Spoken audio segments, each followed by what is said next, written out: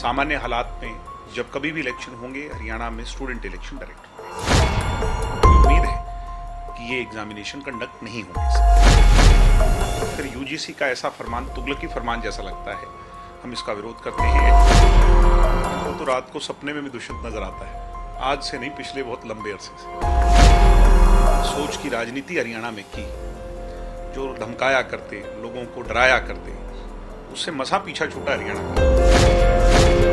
वहां पर पिछले 15 सालों से एक सूखी चौधर का नारा है। भूपेंद्र हुड्डा जिसको चौधर कहते हैं, हम उसको सूखी चौधर कहते हैं। हालात ऐसे हैं कि भूपेंद्र हुड्डा उसी गढ़ में इस चुनाव में आपको हारता हुआ नजर आता है। तो आज जिस हाशिए पर है, कभी कभी हमें चिंता होती है कि कैसे हाथों में ये पेड़ पौधा चला गया कि आज उसे सुखाकर वट वृक्ष की बजाय एक टाली तक छोड़ दिया। इंसो के राष्ट्रीय अध्यक्ष दिग्विजय सिंह चौटाला हमारे साथ मौजूद हैं, बातचीत करेंगे इनसे। सबसे पहले आपका पंजाब केसरी में स्वागत है। धन्यवाद, बहुत बहुत धन्यवाद साहब।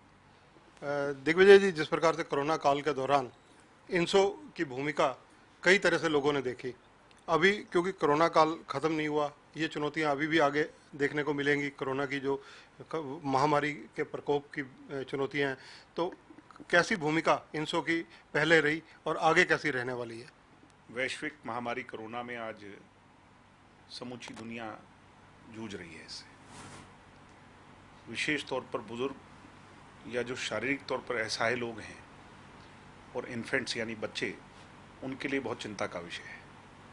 ऐसे समय पर एक सोशल ऑर्गेनाइजेशन होने के नाते हमारी भी अपनी जिम्मेवारियां हैं। इंसो ने कोरोना काल के अंदर हैंड सैनिटाइजर्स प्रदेश के कोने कोने तक पहुंचाने का काम किया। जब हैंड सैनिटाइजर की वैल्यू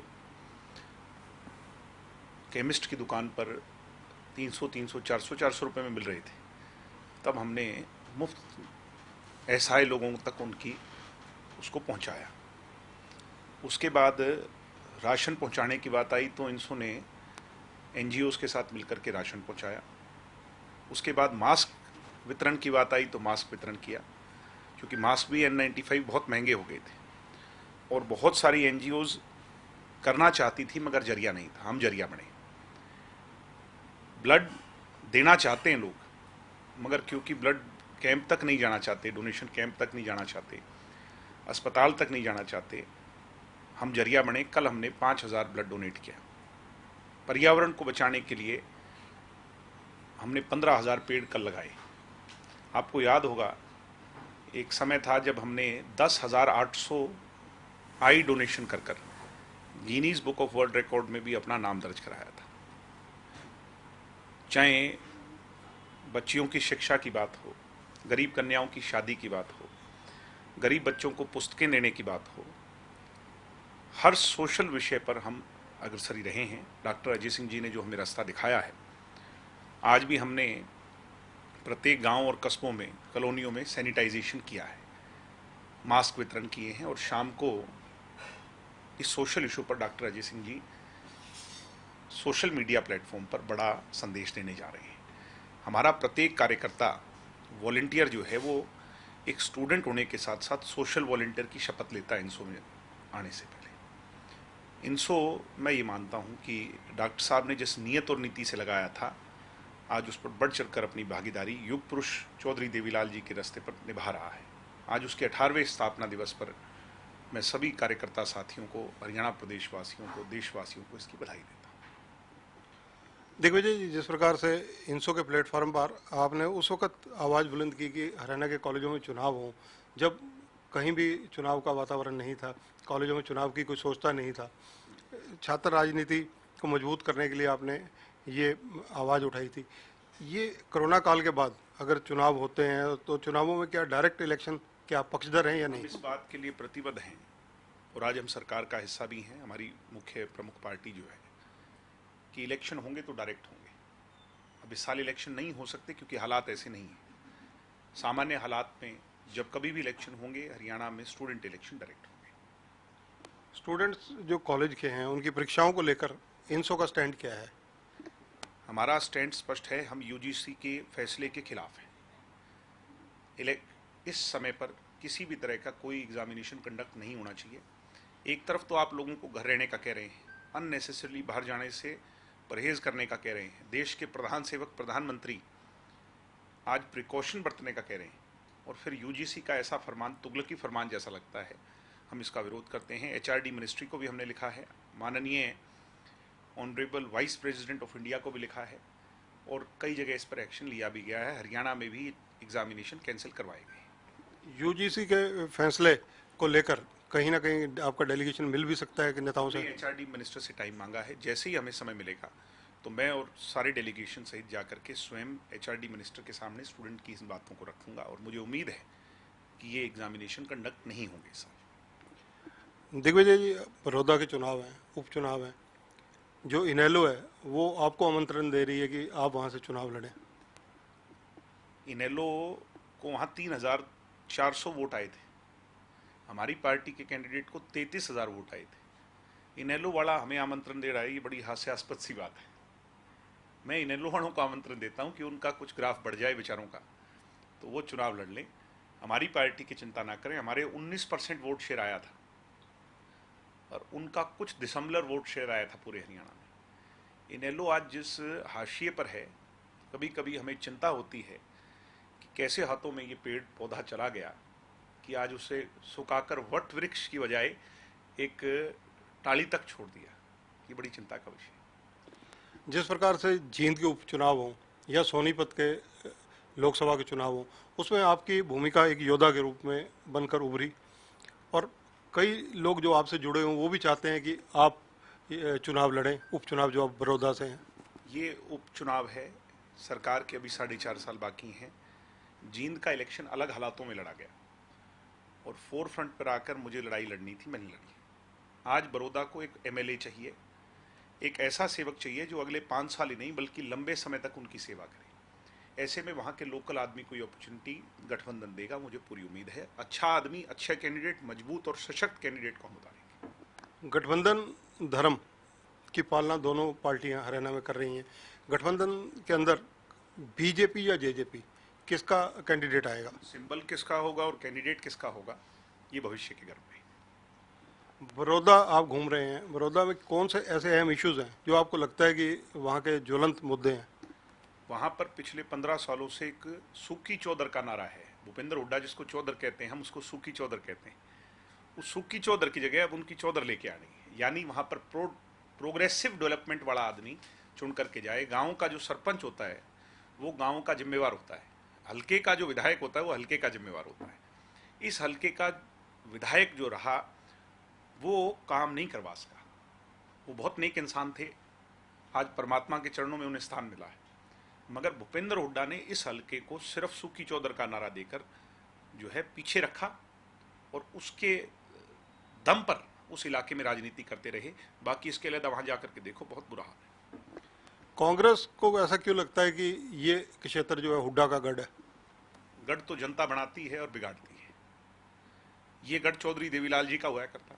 7 बार यहाँ से जनता पार्टी, लोकदल, जनता दल, इनेलो इस सीट पर जीती, तो हम भी कह सकते हैं हमारा गढ़ है। हमें पिछली बार 33,000 वोट मिले हैं, जो कि सिर्फ 6,000 वोट कम है जीतने वाले उम्मीदवार से, तो हम भी कह सकते हैं हमारा गढ़ है। गढ़ बनाना जनता का काम है, ये अहंकार किसी को नहीं होना चाहिए। हालात ऐसे हैं कि भूपेंद्र हुड्डा उसी गढ़ में इस चुनाव में आपको हारता हुआ नजर दिखाऊंगा। मुझे उम्मीद है कि गठबंधन को थंपिंग मेजोरिटी से इस बार जो है बहुमत दे करके इस राज में अपना हिस्सा बड़ौदा के लोग चुनेंगे। इनेलो के विधायक अभय सिंह चौटाला पिछले दिनों प्रेस कॉन्फ्रेंस भी की है, उन्होंने लगातार इस बात को कह रहे हैं कि 9 महीने में 9 बड़े घोटाले, और वो भी केवल एक ही मंत्री जो उप मुख्यमंत्री हैं दुष्यंत चौटाला, उनके डिपार्टमेंटों में। अभय सिंह को तो रात को सपने में भी दुष्यंत नजर आता है, आज से नहीं, पिछले बहुत लंबे अरसे से। अभय सिंह जी का जो फ्रस्ट्रेशन है और उनका हाल है, वो अब ये भी चिंता करते हैं दुष्यंत कौन से रंग के जूते पहनता है और उसमें जुराब कौन सी पहनता है। इस हद तक की चिंता अभय सिंह को हो गई है, उनका कोई भविष्य राजनीति में नहीं बचा। उनका जो व्यवहार है और जो उन्होंने जिस सोच की राजनीति हरियाणा में की, जो धमकाया करते, लोगों को डराया करते, उससे मसा पीछा छूटा हरियाणा का। अब हरियाणा दोबारा उस खौफ में नहीं जीना चाहता, अब खौफ से मुक्ति पा चुका है हरियाणा।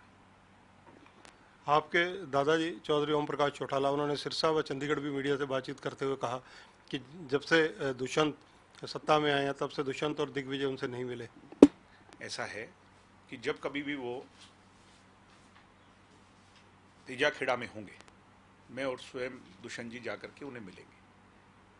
पीछे समय आपको पता है कैसा था, और मैं और दुष्यंत जी सदैव पीछे भी उनसे मिलते आए, कभी भी ऐसा नहीं हुआ कि हम उनसे नहीं मिले। अब वो किसके कहने पे और किन हालातों में ऐसी स्टेटमेंट उनसे दिलवाई जा रही है, कौन उनके पीछे खड़ा होकर के दिलवा रहा है, ये आप और हम सब जानते हैं। हम उनका उतना सम्मान करते हैं जितना हम पहले किया करते, उससे ज़्यादा करते हैं। वो हमारे लिए आदरणीय हैं, आदर के योग हैं, परमात्मा समान है। हम उनकी कई भी बात पर कोई टिप्पणी नहीं कर सकते, पर मैं ये कहूँगा जैसे ही वो तेजाखेड़ा होंगे, क्योंकि वो हमारा पैतृक घर है, हम उनसे जाकर के जरूर मिलेंगे। एक उपलब्धि आप नहीं देखते कि ये जो इस बार विधानसभा हरियाणा की है, इसमें 5 लोग ऐसे हैं जिन्होंने चौधरी देवीलाल के नज़दीक रहकर राजनीति शुरू की, या उनके परिवार से, सब पांचों के पांचों उनके परिवार से संबंधित हैं। चाहे वो जी, आप शायद थोड़े गलत हैं। इस हरियाणा विधानसभा में तो आदि विधानसभा ऐसी होगी जो चौधरी देवीलाल जी की पार्टी से जुड़ी या उनके विचारों से कभी ना कभी जुड़ी रही है। 5 तो परिवार के ही हैं, और परिवार के नहीं, हमारे गांव के हैं। और अच्छी बात है, चौटाला गांव राजनीतिक गांव है। राजनीतिक इतिहास में सुनहरे अक्षरों में उस गांव का नाम समूचे राष्ट्र में एक अच्छी प्रोडक्टिव राजनीति की तरफ इशारा करता है। चौधरी देवीलाल खुद अपने आप में एक इतिहास रहे हैं, एक मजबूत कद्दावर नेताओं में रहे हैं। उनको इतिहास में जो पढ़ाया जाता है बच्चों को, उसमें शामिल करने के कितने पक्षधर हैं आप? बिल्कुल हम पक्षधर हैं, और किया भी था पहले जब हमारी सरकार हुआ करती थी। अब फिर हम इस बात के लिए निश्चित तौर पर प्रयास करेंगे। कांग्रेस के अंदर चाहे वो सुरजेवाला हो, शैलजा हो या भूपेंद्र सिंह हुड्डा हो, इनका आजकल सीधा सा निशाना है, जो गठबंधन की सरकार है, भ्रष्टाचार को लेकर ये काफ़ी आक्रामक हुए हैं, खासकर बड़ौदा उपचुनाव। मैं स्पष्टता से एक बात कहना चाहता हूँ कि जिसको ये भ्रष्टाचार कह रहे हैं, वो स्वयं हमने मुद्दे उठा करके उन पर जांच करवाई, और जो जांच ये कह रहे थे वही जांच हमने करवाई। उसमें जो सजा, दोषी हैं उनको सजा मिली, तो अब और उनको क्या चाहिए? दुष्यंत चौटाला बदली हुई राजनीति का सिंबल है इस देश में। वो अपने जो डिपार्टमेंट्स हैं उनके अंदर खुद इस बात की खोज कर रहे हैं कि कहाँ कहाँ कमियां और खामियां हैं। उन कमियों खामियों को निकाल करके आपके सामने उजागर कर रहे हैं, और उन पे सख्ताई से मुख्यमंत्री जी के साथ मिलकर के कार्रवाई करवा रहे हैं। ये बदली हुई राजनीति है। जबकि पहले की राजनीति फेस सेविंग की हुआ करती, बचाव की, कि नहीं हमारे यहाँ तो ऐसा कुछ है ही नहीं। हम कह रहे हैं जो अनियमितताएं हैं उस पर कार्रवाई हो रही है। आज रामलला अयोध्या में जो है पूजा अर्चना हो चुकी है, विधिवत रूप से काफ़ी लंबा संघर्ष रहा है बहुत सारे लोगों का, बीजेपी के, हिंदू, विश्व हिंदू परिषद के, लेकिन क्योंकि भगवान राम जो हैं वो तो सबके साझे हैं, दिवाली सभी मनाते हैं। इस दिन को कैसे आप कहना चाहेंगे? निश्चित तौर पर दिवाली से पहले दिवाली का दिन है, और भगवान राम के परम भक्त समूचे विश्व में जहाँ कहीं भी बसते होंगे, आज उनके लिए बहुत आनंदमय दिन है और बहुत खुशी का दिन है। भगवान राम सबको आशीर्वाद दें, और जो हमारे नफ़रत का भाव है वो नफ़रत का भाव ख़त्म हो। हिंदू, मुस्लिम, सिख, ईसाई, जैन, बौद्ध, जिस भी धर्म से हम उन्हें पुकारते हैं, वो भगवान राम राज्य जिसको कहते हैं, उस राम राज्य में खुशहाली से जी सकें। और प्रधानमंत्री मोदी जी ने जो इसकी शुरुआत आज की है, मैं उसके लिए बधाई सभी को देता हूँ। बीजेपी ने हाल ही में प्रदेशाध्यक्ष रद्दोबदल किए हैं, ओपी धनखड़ प्रदेशाध्यक्ष बने हैं, कैसे देखते हैं आप? ओपी धनखड़ जी सकारात्मक सोच के व्यक्ति हैं, बीजेपी के बहुत पुराने संघर्षशील नेता रहे हैं। बुरे समय में भी बीजेपी का उनने साथ दिया, तो मुझे लगता है कि ज़रूर उनमें कोई ना कोई ऐसी खूबी होगी जो बीजेपी की टॉप लीडरशिप ने देख करके हरियाणा की जिम्मेवारी उन्हें दी। और हम उम्मीद करते हैं कि हम दोनों मिल करके हरियाणा में सरकार को और मजबूत करेंगे, और आने वाले समय में और मजबूती से गठबंधन को चलाएंगे। दिग्विजय जी, युवा वर्ग जो है वो विशेषकर आप व दुष्यंत जी की तरफ ज़्यादा देखता है इस गठबंधन की सरकार में। अब जो सरकारी नौकरियां निकलती हैं, चाहे हरियाणा सर्विस सिलेक्शन कमीशन निकाले, पब्लिक सर्विस कमीशन निकाले, उसमें ज़्यादातर जब चयन होने के बाद रिजल्ट आते हैं तो बाहरी स्टेटों के बच्चे लगे मिलते हैं। अब तो धरनी जी, आपको पता है कि दुष्यंत जी का प्रमुख एजेंडा 75% को लेकर के था, और ये एजेंडा नहीं, अब उपलब्धि हो गई। इसको कैबिनेट में मंजूरी मिल गई, अगले विधानसभा के सत्र में इसको टेबल कर वहाँ मंजूरी मिल जाएगी। निश्चित तौर पर इसकी इम्प्लीमेंटेशन इस साल के अंत में, जब कोरोना का अंत होगा, तो शुरू हो जाएगी। नई रिक्रूटमेंट्स जहाँ कहीं भी होंगी, सरकारी गैर सरकारी में 75% आरक्षण युवा पीढ़ी हरियाणा की हो उसको मिलेगा। धन्यवाद दिग्विजय जी। तो ये हैं दिग्विजय सिंह चौटाला, युवा वर्ग के लिए एक राहत भरी और एक अच्छी खबर इन्होंने दी है। इनका कहना है कि कोरोना काल समाप्ति के बाद जब नई भर्तियां शुरू होंगी तो वो चाहे सरकारी हो या गैर सरकारी हो, 75% हरियाणा के युवा वर्ग को नौकरियां मिलेंगी, क्योंकि ये जेजेपी का भी चुनावी घोषणा पत्र का वायदा है। इसके अलावा इनका कहना है कि जो डिप्टी चीफ मिनिस्टर हैं दुष्यंत चौटाला, इन्होंने जो कमियां खामियां या जो बारीकियां पकड़ी उन पर इंक्वायरी कराई, उन पर इंक्वायरी कर कर कार्रवाई की। ये पहली बार ऐसा हुआ है कि जब कहीं भी कोई गड़बड़ी पकड़ी जाती है तो उस पर कार्रवाई खुद उनके द्वारा की जा रही है। ऐसा अतीत में हरियाणा की राजनीति में नहीं हुआ। सबसे अहम बात जो दिग्विजय सिंह चौटाला ने कही वो ये है कि उनके दादा चौधरी ओम प्रकाश चौटाला जब तेजाखेड़ा फार्म पर होंगे तो वो अवश्य दुष्यंत जी के साथ जाएंगे और वहाँ उनसे मिलेंगे भी। कैमरामैन सुनील के साथ चंद्रशेखर धरनी, पंजाब केसरी टीवी, चंडीगढ़।